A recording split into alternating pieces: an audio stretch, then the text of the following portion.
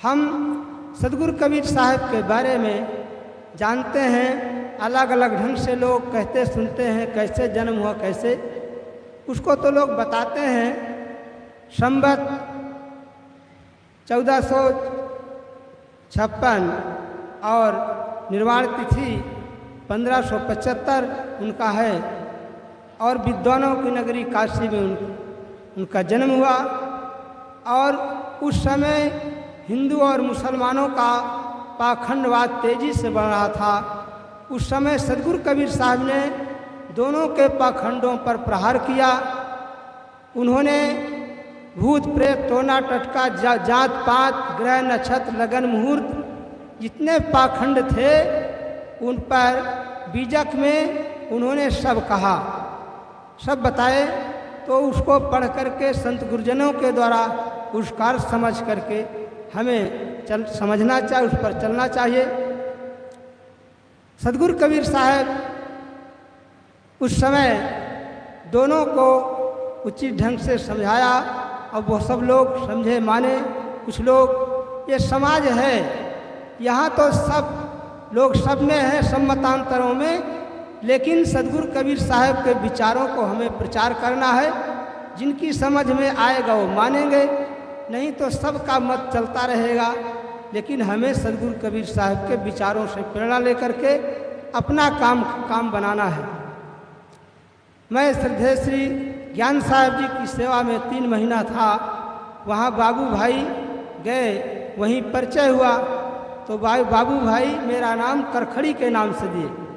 ठीक है, वो भी हमारा आश्रम है, श्रद्धेय साहब जी का अपना ही है, लेकिन मेरा गुरु स्थान बैरी फतेहपुर उत्तर प्रदेश में है, वहीं का मैं संचालन करता हूँ। साहब जी का बैराग का जन्म वहीं से हुआ। और फिर साहब तो पूरे भारत में नहीं, काठमांडू में भी जाते थे। उनकी पुस्तकें कई एक है, हाल चाल, जिसकी चाल ठीक उसका हाल ठीक, बहनों के लिए नारी पुस्तक बनाए, और शेर और रुबाइयाँ बहुत अच्छे अच्छे उनके शायर रहते थे, कहते थे, बड़े बड़े समाज में जाते थे। वो चाल चल कुम्र खुशी से कटे तेरी, वो काम कर की याद तुझे सब किया करे। और साहब की शायरियाँ बहुत लोग लिख लेते थे, पसंद करते थे। तो हमारे बीच से श्रद्धेय श्री ज्ञान साहब जी और श्रद्धेय श्री धर्मस्वरूप साहब जी, पूर्व में सदगुरु श्री अभिलाष साहब जी, 3 विभूतियाँ नहीं रह गई। उनकी कमी महसूस होती है, हरदम होती रहेगी। लेकिन वर्तमान के जो संत गुरु हैं, उनसे हम सबको प्रेरणा मिली है। उन संत गुरुओं के द्वारा हम सदगुरु कबीर साहब के विचारों को समझते रहेंगे, आगे बढ़ते रहेंगे। मेरा निवेदन ये है कि जो हमारा संत समाज है या भक्त समाज, तो जो सदगुरु कबीर साहब के विचार हैं उनको कम से कम अपने जीवन में उतारना, यही उनकी जयंती मनाने का पूर्ण काम होगा।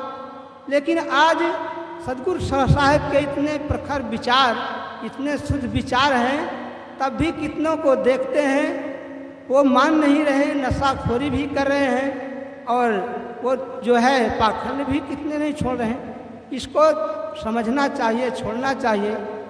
तो मुसलमान, हिंदू, सिख, ईसाई सभी में भटके हुए हैं। देखो मुस्लिम में गाय मारने को वो गाय मारते हैं, और हिंदू जो है गऊ को माता समझ करके गाय की हत्या नहीं करता, और बकरी से भैंसा तक सब हिंदुओं में खा जाते हैं। मैं नेपाल में देखा कि वहाँ भैंसा तक को खाते हैं।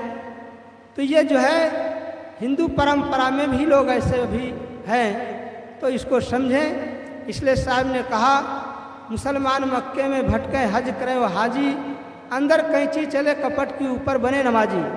हिंदू तीरथ कर कर थाके तब वो भ्रम न भागी, धूप दीप न वेद उचारे मूरत पूजत राजी। कलिमा पढ़े रहीम पुकारे रहम करे ना पाजी, आत्म मार खून कर डारो खुदा हो कबराजी। आज भी इस शिक्षित युग में आज फोन आया हमारे भक्त का कि हमारी बहन बकरा चढ़ाने के लिए मानी। मैंने कहा बकरा को छुड़वा दीजिएगा और कटवाइएगा नहीं। कहें साहब खाने वाले कहाँ मानेंगे। मैं बोला तुम उनके निमंत्रण में मत जाना, तो कहें नहीं हम लोग नहीं जाएंगे। तो अभी भी देखो शिक्षित युग में ऐसे ऐसे देवस्थान लोग बनाए हुए हैं, अपने बनाया है। मंदिर मनुष्य बनाया, मूर्त मनुष्य बनाई, मानुष्य सर झुका के पैसा चढ़ा रहे हैं। मानुष्य कथा सुनावे, मानुष्य सुनने जावे, मानुष्य शंख घंटा देखो बजा रहे हैं। ये मनुष्य की कलाकारी तो है। तीर्थों में कितने बढ़िया बढ़िया अच्छा मंदिर बनाए, इतना वहाँ लोग जा करके दर्शन करने जाते हैं। इस प्रकार से हम ये जो हत्याएं हैं देवी देवता के नाम से, इनको छोड़ो और दुर्व्यसन को छोड़ो। कबीर साहब का कितना हृदय निर्मल था। उन्होंने कैसा कहा, दादा भाई बाप के लेखों चरण हुई बंदा, अब की पुरिया जो निर्वारे सोजन सदानंदा। आपको कहो दादा कह दूँ, बाबा कह दूँ, तुम्हारे चरण का दास बन जाऊँ। लेकिन ये जो मनुष्य जीवन अब की बार मिला रहा तंतुल, इससे नशा दुर्व्यसन पाखंड को छोड़ करके निवारण कर लो, मुक्ति प्राप्त कर लो। बहुत बहुत धन्यवाद है बाबू गुरु जी को, जो कहाँ कहाँ से संतों को बुला करके इतना परिश्रम करके सबको एकत्रित किए। तो हम संतों का काम है कि जब इतनी मेहनत से उन्होंने किया, परिश्रम किया, तो अच्छे अच्छे ढंग से अपने अपने विचार देना है, सबको शांतिपूर्वक सुनना है। हमको तो बहुत धन्यवाद, हमारी भाग है कि जो आकर के संतों के दर्शन हुए, सुनने का अवसर मिला। सुनाने की हमारी लालसा नहीं, लेकिन समय मिला तो हमने अपनी बात रखी। हम तो आपको सुनने के लिए आए। बहुत बहुत धन्यवाद आप सबको। बोलिए सद्गुरुदेव की जय।